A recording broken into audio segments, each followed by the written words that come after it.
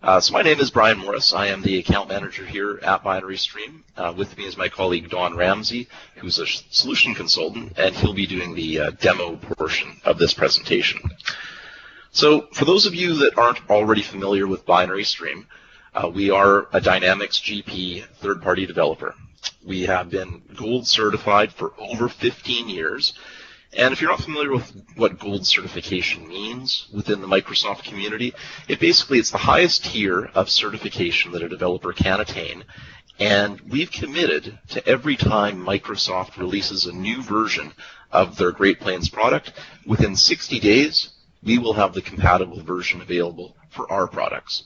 So when you invest in a Binary Stream solution as a GP client, you can be confident that you're always going to get upgrades as new products are released.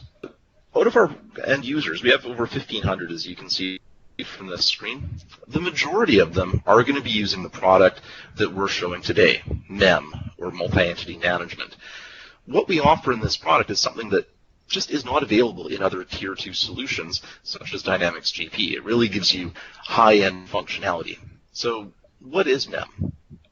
Well, essentially, think about it this way. If you have multiple companies within GP, I'm sure some of you on the line right now have 5, 10, maybe 20 or more companies, it can be a frustrating experience. What it means is that every time you want to do a transaction for company B as opposed to company A, you need to first log out, log into company B, enter the transaction, and then maybe head into company C. It can be frustrating, especially if you're doing intercompany transactions. You have to manually, as a user, do the due to, due from entries at the end of the month just to make sure that everything balances and that the books are correct. That's a very labor-intensive and potentially error-prone process. Our solution eliminates that entirely.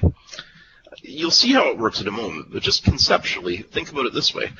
Instead of having 10 or 15 different companies be their own silos of information, we merge them all into one centralized database.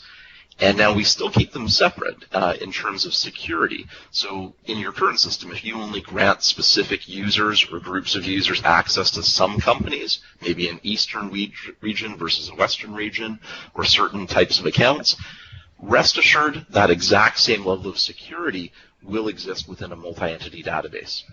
We definitely take care of that.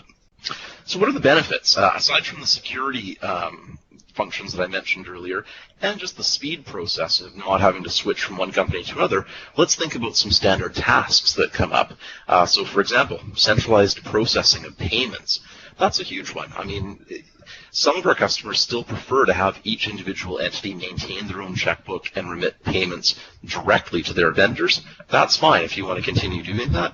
But if you want to really leverage the advantage and do centralized payables with just one head office sending checks for all of their different organizations, that will really open up a ton of time savings within GP. Another thing that's not as commonly recognized is just the simple act of sharing your master records. So in a 10-company organization right now that's not using multi-entity management, it's very common to have some customers or some vendors that are in 8, 9, or even all 10 of those companies. Well, guess what? If that company changes their address or gets acquired, you have to update that same record 10 times. Within multi-entity management, because again, it's one database, they share all the same MasterCards. So you make that change once, it gets propagated for all of the different entities that might be accessing it. In terms of reporting, it's a frustrating process because you have to make 7 or 8 or 10 different month-end reports for all of your different organizations. And guess what? A lot of people end up using Excel or other manual processes to produce a consolidated financial statement. With MEM, it's just a simple click of a button in terms of which companies you want to roll up onto any financial statement, be it management reporter, regular GP reports, or an external BI tool. Don's going to show a few different options there. So let's talk about the restrictions. There's essentially one restriction right now that has been historically a handicap of multi-entity management, and that was the ability to support multiple functional currencies. Well, I'm pleased to report that this summer we are going to be releasing our enhanced intercompany bridge product, and that is going to allow separate physical databases to also be automated through multi-entity management. We don't have that to show today, but we're going to show you how the existing multiple database interface works, and Don will talk a little bit about what's going to be available in the future.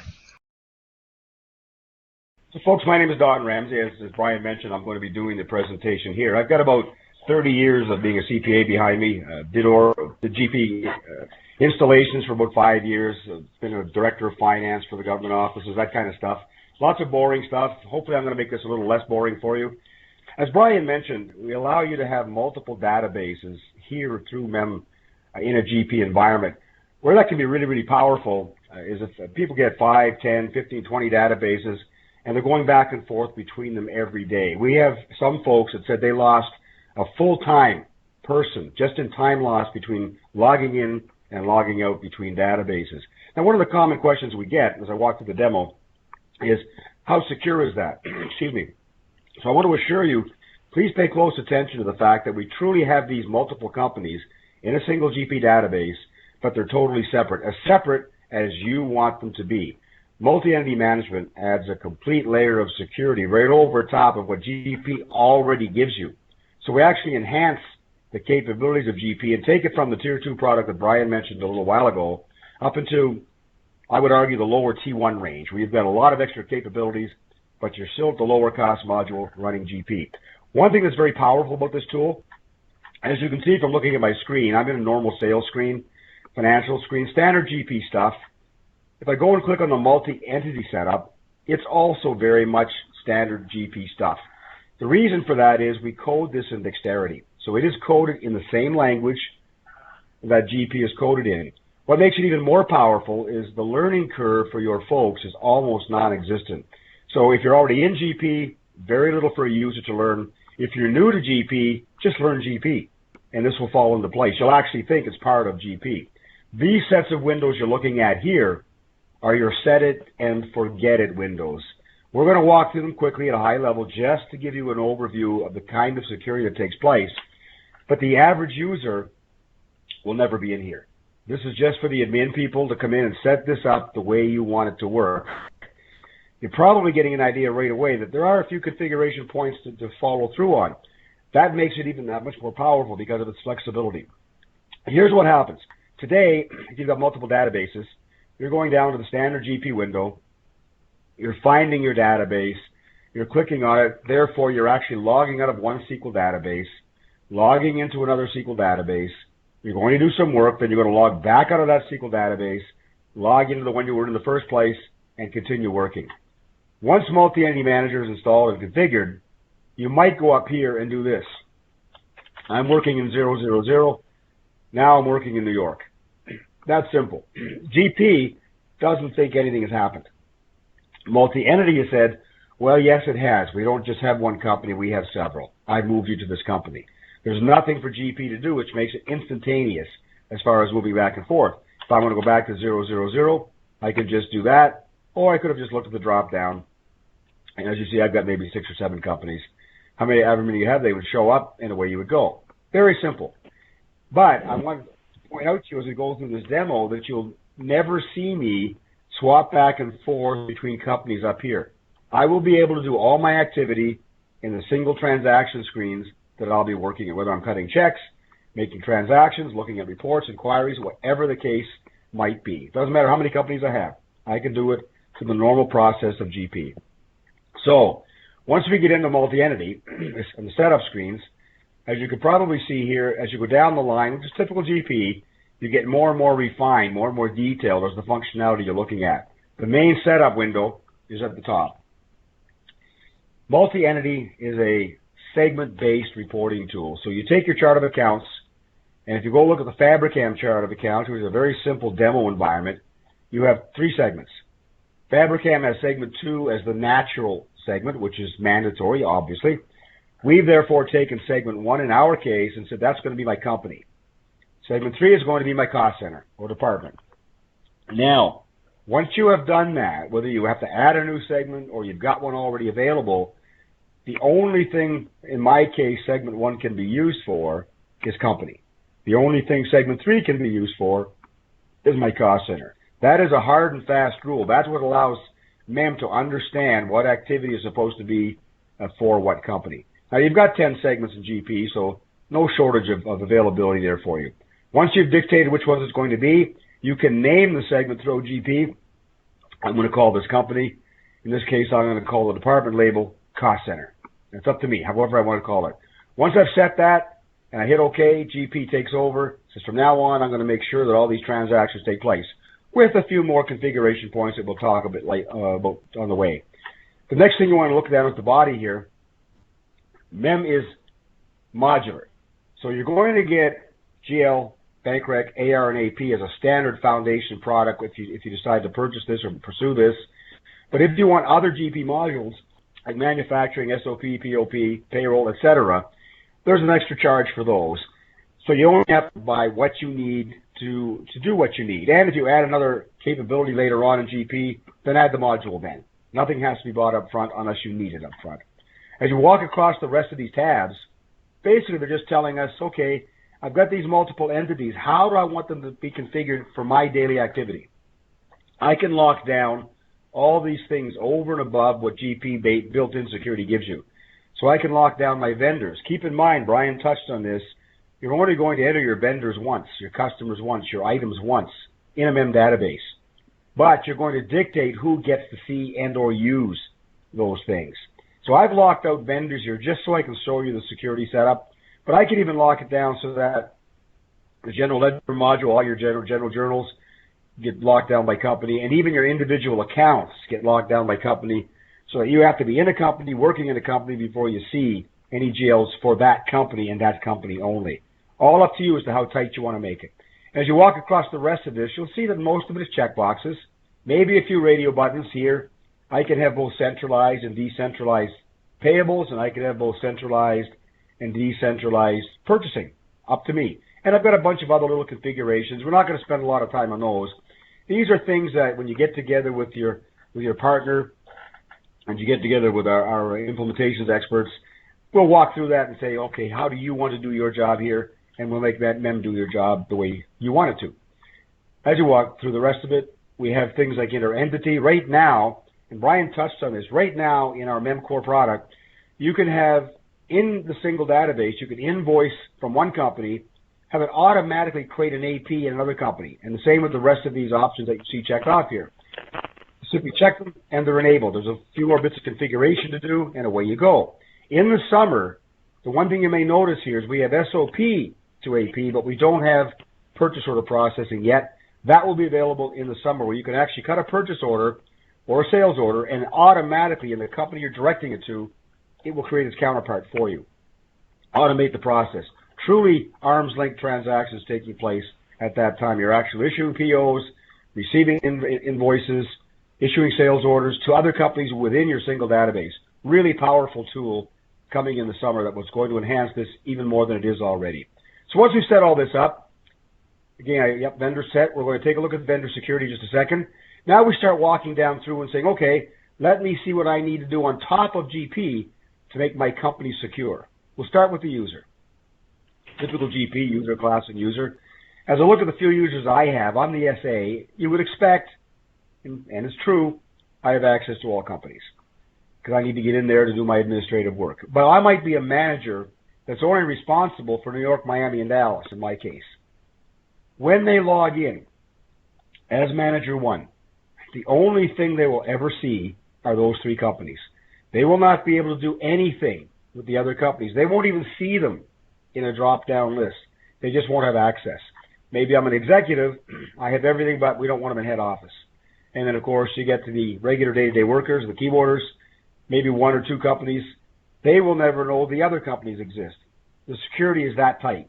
They can log in, they can do anything they want in the companies they have assignments to, but they will never know the other companies exist in your database. So it's very powerful. Once you hit apply, everything you checked off there is now carved in stone. You saw me check off the vendor here. I'm going to take a look at all my vendors. I have 102. It's good to note that these vendors are only entered in the system once. The power of that is management, obviously. You don't have to have vendor 1, vendor 2, vendor 3, count up to as many companies as you have. You don't have to enter vendors every time in a separate databases. You just put them once, and MEM takes over and says, okay, even though it's only one vendor, say Ace Travel here, for example, I'm going to treat it as if it's 1, 2, 6, maybe even 7 vendors. And I'll keep everything separate. I'll keep the agings accurate. I'll keep the inquiries proper. I'll keep the totals owed by every company to this vendor precise, to the penny. And it does. So, the other power I've got here, you notice, I've only got a few vendors checked off out of all my lists for head office. So when head office people log in and they go to do a transaction for a particular vendor, these are the vendors they will see, nothing else. When New York logs in, they might see some of the same vendors as head office, but different ones. Or maybe they have everything. Whatever works for you. So you can lock down the security by vendor, not just by company, but even what vendors each company even sees. And you can do that for several things. Employees, sites, items, customers. Really lock down the security over and above what GP naturally gives you. Again, it's an enhancement for GP. Now, we showed you briefly in the setup that you could do centralized and decentralized payables. When you're doing centralized payables, you're going to want the amounts to go to a balance sheet, say on head office. All right. So, if I wanted to go on head office all the time, but MEM manages by segment, what it does is MEM will say, hey, you're doing this transaction at company 1. Therefore, I'm going to change whatever the company code is for the payable to company 1. But if you're doing centralized payables, you might not want that. You might want it to be in company 0, which may be head office. You simply come into this window when you do your initial setup, and you say, you know what, disable account substitution just for the payables part of any payables transaction. If I close this, you can see we've got a lot of fields in every single window that you can go and play with if you don't want MEM to do its job for a particular area for whatever reason that you have. So, I have my payables transaction, so obviously I'm looking at doing this from the point of view of a centralized payable structure. Again, your choice. And this is a default. I want to stress that we're not going to lock you into one way and only one way of doing it. As you see things changing, feel free to change it to work the way you like. Now, the heart and soul of MEM, other than setting up the segment, is this right here. Instead of using the GP do froms, we have our own, or MEM has its own. Once you've locked these in place, and perhaps you can remember 1240 and 2240, once you've locked these in place, they take over. And that's what runs the system for you. So anytime there's an interaction between two different companies, somebody's going to owe somebody something, these are where they're captured. As you can see, as I scroll through, every company has its own set of due to froms. Once you've said OK, MEM now says, oh, I'll take care of your balancing for due to anymore. As long as you are in the right company doing your transaction, your due to froms will be accurate. Wish we could say we could eliminate human error, but we haven't got to that point yet. Now we'll get down to some nitty-gritty. Since you've got multiple companies, you may need multiple checkbooks. So you can have as many checkbooks as you like. There's for company 0, company 1, company 2, et cetera, et cetera. Any purpose, you can make them default if you want to use those for paying payables, for example, or doing payroll, for example. Whatever works for you. You can have multiple addresses. So for every company that I have in my database, I'm not sure if I got anything filled in here, I could have a bill to address, pick whichever one I want, maybe make my primary. I can have a ship to address, a 1099, even tax schedules, or an inventory site attached to it. So I can truly make each company separate and individual. I can have logos for each company. Now, where that comes in powerful, if you've got blank documents that you're using, perhaps check stock or statements or invoices, you can have the product go and find the correct logo for the company in your database, go find the correct company name, go find the correct address, and potentially go find the right nicker for the check, if that's what you want to do. So having the logos all down here will make that very powerful for you, as far as not having to pre-print a bunch of forms and then go remember to switch the forms around because you're in a different company. Leave them blank, let the program do it for you. That's its job. So anyway, other than that, if you scroll down, you'll see there's all sorts of individual modular setups that you can do as well. And we're going to leave that for now and go on and actually do something. Let's go take a look. So let's say we've set up MEM It's installed, it's configured, we've got all our companies together, and we want to do a transaction. So note that I'm still in 000. I'm going to do a standard purchase transaction entry, standard GP screen, except for this piece here. And we've also added the great ability of having an allocation ID at the purchasing or receiving level, which means if you think about this, you could have an invoice come in, say, for insurance for your people. You got them spread across 10 companies. You can have an allocation ID set up here so that it automatically breaks out that insurance invoice to those 10 companies. Right here, it's done, it's over with. They absorb the appropriate expense, their share of the cost, if you will. That might be building insurance, same logic applies, or anything else that you can think of. GP has that natively at the financial level. We've added it to other modules, so it gives you even more flexibility and functionality. The other thing you'll notice here is the company label is whited out, or rather it's not grayed out, sorry. It's available, in other words. I'm in company 000. If I want to, I can just type in another company, and for the purpose of this transaction, I'm now working in the Miami company. Look at my Miami vendors, for example. A whole lot of Miami vendors.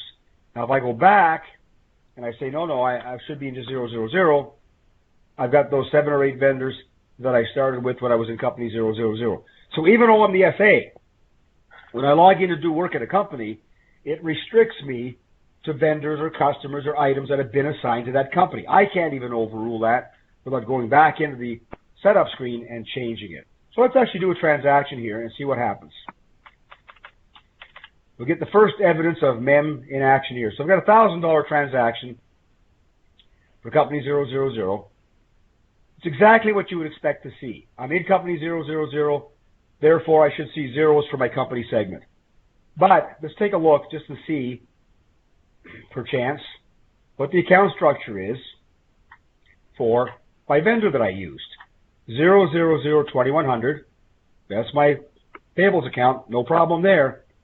But my purchase account that I've chosen to set up by vendor is 46520. But my transaction says 000.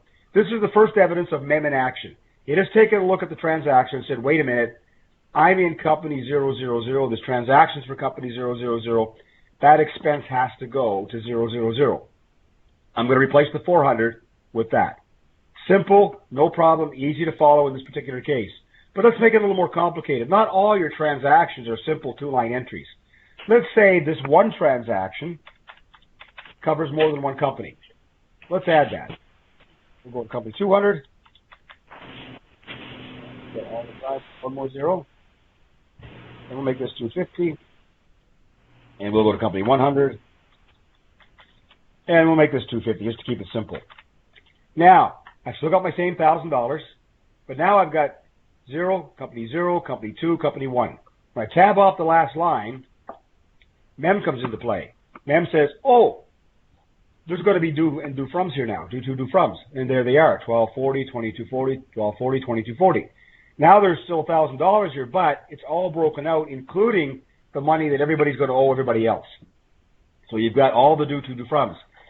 So it's balanced because MEM is taking care of it. But you could still have somebody come in here and say, you know what, this is not right. We're working at company 000. Let me fix that. Well, it's balanced. I could post it, but now my due to due froms will be incorrect. And at one point in time, somebody's going to have to try and reconcile them and try and track down a single entry, or if it's been done multiple times, a whole lot of entries to figure out what's happened to my due to due froms. And watch what happens to that last line when I tab off there. It was 100. It's now 000. It is now 100 again. MEM will not let you go out of balance. All right, just won't happen. Now, in the future, we're going to have the capability of saying, you know what, I don't want to have due to due froms for certain items or certain transactions, and that's going to be available. Today, MEM is taking control, and it's managing this for you. The good news is that whenever you take a look at the balancing between all your due to due from accounts, they will always add up to 0, which makes it very nice when you're trying to clear them off. You know they're right. Just simply cut a check or do a cash transfer or ignore them. Whatever it is your style to do, away you go. So the transaction takes place. If I was going to go post that transaction, it would happen exactly the way I've set it up, and away I go. So $1,000, I could actually post that unless as long as I got my journal entries there. Oh, I haven't entered all my fields. 111. Let's try that again. All right. There it goes. It's posting the transaction. Once it posts the transaction for me, those due to the froms take place. They're there. I have the comfort of knowing that they're always balanced. I can take a look at that posting journal, but not the rest of the stuff. And everything is there, and it's telling me exactly what's done. All my due to froms are there. Everything that I need to see is in the report for me, and it's balanced off. It says $1,500 because I moved 500 of it, played around with it, but the total is 100% balanced. So we've done a transaction. Now let's go take a look at what happens when I want to take a look at a check. Same GP screen again, except we've added this grayed out area here, which if I was running decentralized, I could walk in here and say, well, there's all my companies that I have access to. Keep that in mind, only the access that you've given the user. Maybe I want to do just 100 and 400. I can go select invoices for companies New York and Denver, put them to the appropriate bank accounts, however I've set my system up, and away I go. Or I can say, you know what, mark them all. Yeah, it's going to take a lot of time. Sure, no problem. There it is. I can mark them all. I can go and edit a check batch or create a batch and go edit it. All invoices available for all vendors that are assigned to all my companies from the same window. Now, I've set a couple up. So let's go take a look. I've got a centralized one here. And we'll go edit check batch, standard GP processing here. Nothing's changing from MEM. So, since I'm doing central, it's gone to my central bank. All the APs have gone to the liability account, the payables account on my central company. This checkbook, First Bank, is the cash account from my central company. So when I finish with these transactions, there will be no due to froms. It's balanced because I've set everything for centralized payables. You'll notice over here on the right, we've added this field in this window called company. So I scroll down, there's 100, there's 0, there's 200, there's 400, etc. All vendors that have activity in all my companies are showing up here, and I can go pick any number of these invoices. It'll alter these balances, hit OK, and away I go. And I can process that. Now, if I was doing this decentralized, there's a decentral batch. What multi-entity will do is it will create a batch. Let's say that I selected all my companies, but I want decentralized. Multi-entity will go in, it will create a batch for each of your companies. So for example, the first batch it created for me is 100, and it's picked 100 bank. If I was to look at 200 batch, it would be 200 bank, and so on and so forth. So even though you can select all the invoices separately, in one fell swoop rather, it will separate the batches out so that the correct bank account gets hit for the transaction. And again, you'll notice, in this case, only company 100 invoices are showing up here. Very powerful. So you have your choice, decentralized, centralized. Obviously, if you can manage centralized, it's a lot easier as far as managing cash accounts and reconcile them and so forth. But your choice. You've got that choice. So now, we made a transaction, maybe thousands, who knows. We've cut some checks. Let's take a look at what the vendor looks like with activity. So I'm going to pick the same vendor that I've been playing with, Ace Travel. Now you'll notice we modified the screen once again just to give you access to your companies. I'll say mark all. So I got all my companies and I'm going to redisplay. So I redisplay. We've added this column over here in the body, company, so you know what company this was originating from. So there's 100, 0, 200, 300, 400, et cetera, et cetera, et cetera. No problem there. They're all there. The balance is 484. Now here's what I want to explain to you that's rather interesting. GP says, I've got this one vendor called Ace Travel. I owe Ace Travel $484,000, almost $485,000. GP is absolutely correct. GP says, see down here in the body? Those are all the transactions for this vendor. Again, GP is absolutely correct. What GP doesn't know is that MEM has turned around and said, yeah, I agree, that's 484, but head office owes almost 300. New York owes 35. Dallas, Denver, Los Angeles owe 40, and so forth. All of my individual entities, what they owe adds up to 484, 724, and 31 cents right on the nose. Guaranteed. GP doesn't need to know that. That's MEM's job. It's keeping all this segregated for you. So as you do your transactions, cut your checks, use a single vendor, MEM is keeping activity separated as if it was 7 different spreadsheets with the vendor totals in each one for you. But it's doing it for you, so you don't have to worry about it. All right? You've got the ability to sort this by company down here if you wanted to.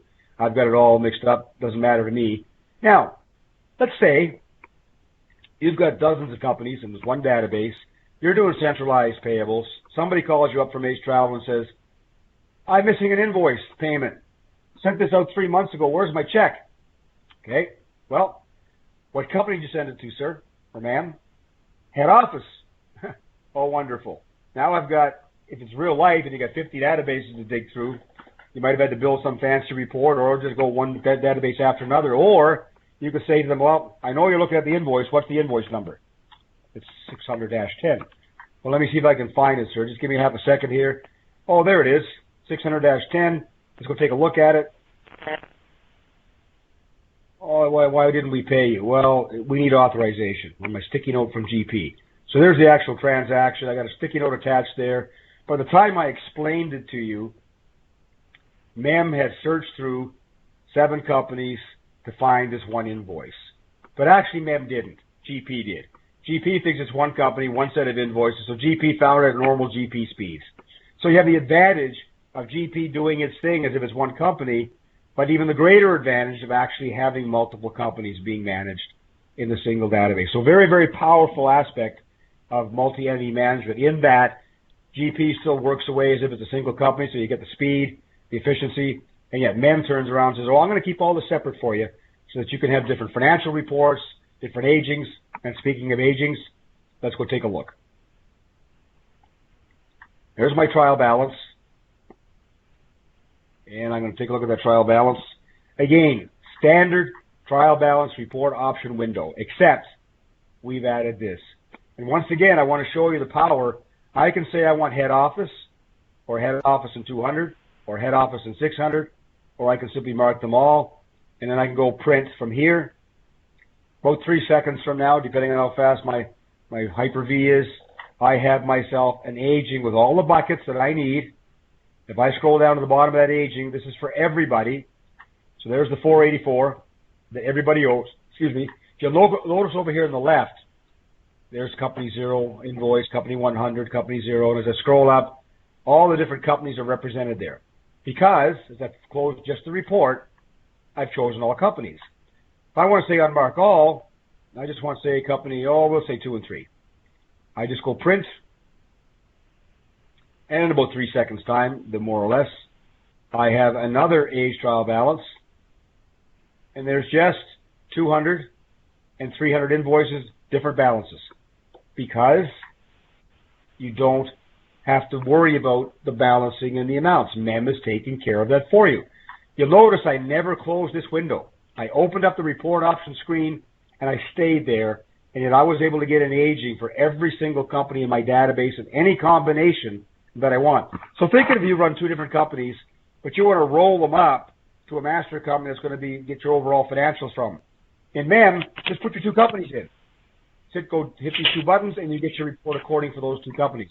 And by the way, since we're talking about reports, MEM will work with Management Reporter, which is the standard tool, or FRX, which is the older reporting tool. It'll work with SSRS. Management Reporter in particular, I'm just starting to install it now in my environment database, works extremely well with MEM because it will honor and respect the segment structure and the security. So it's a segment-based reporting tool.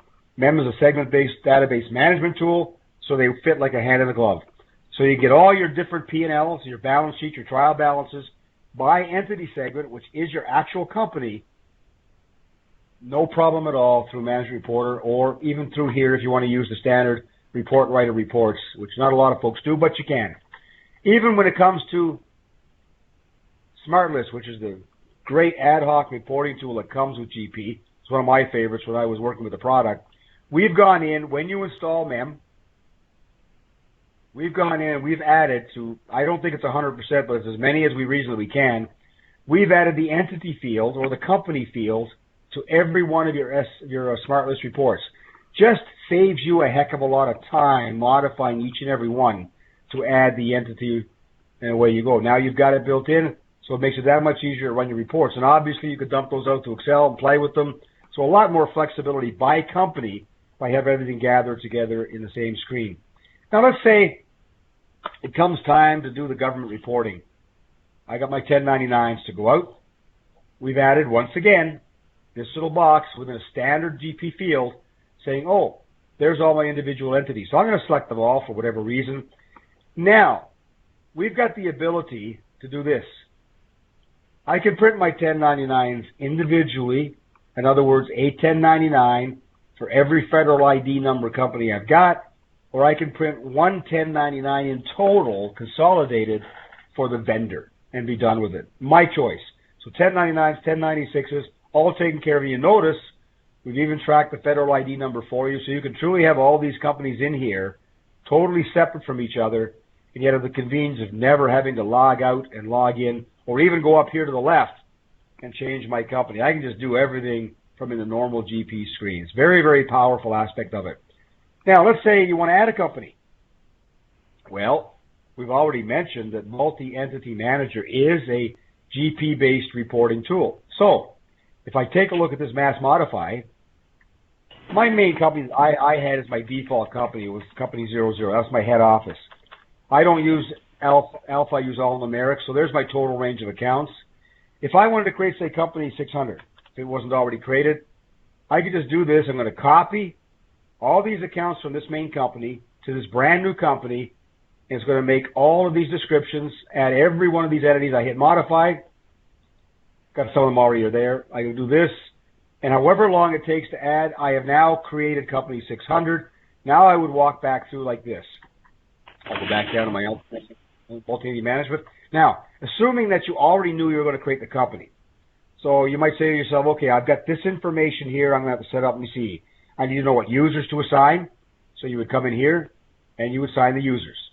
And away you would go. So Company 600 would show up and away you would. You would assign Company 600 to whoever needed access to Company 600.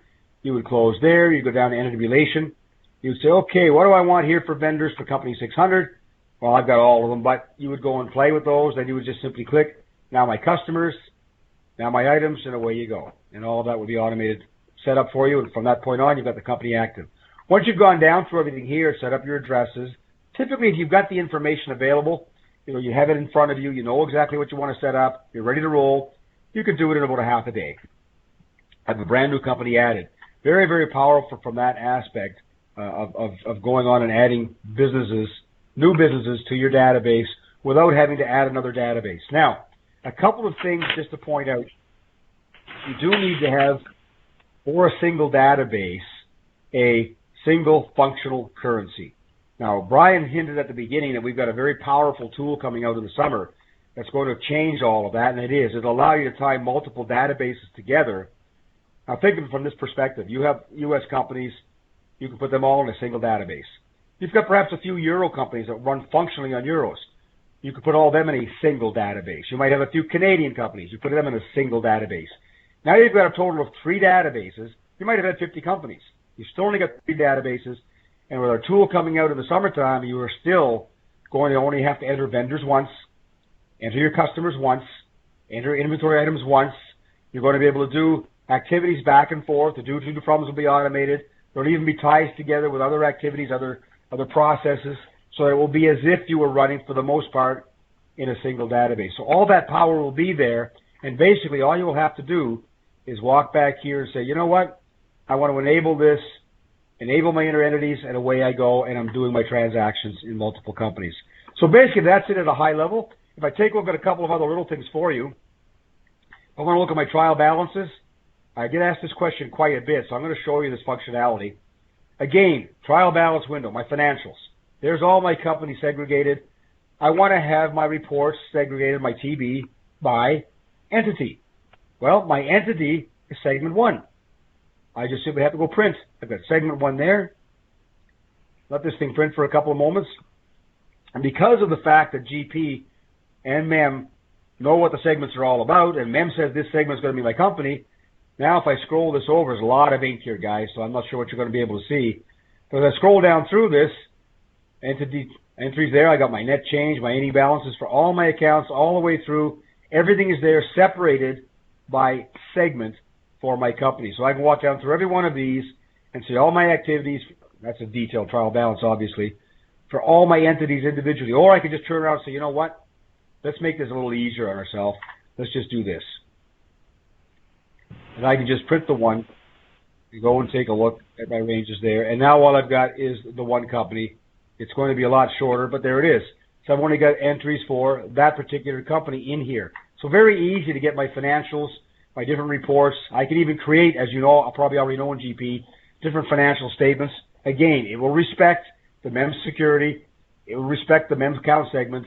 So from all ends, from financial, sales, purchasing, inventory, you've got everything you need, and it all will work the way you like. So that is, in a matter of 45 minutes, 40 minutes or so, a general high-level overview of multi-entity management.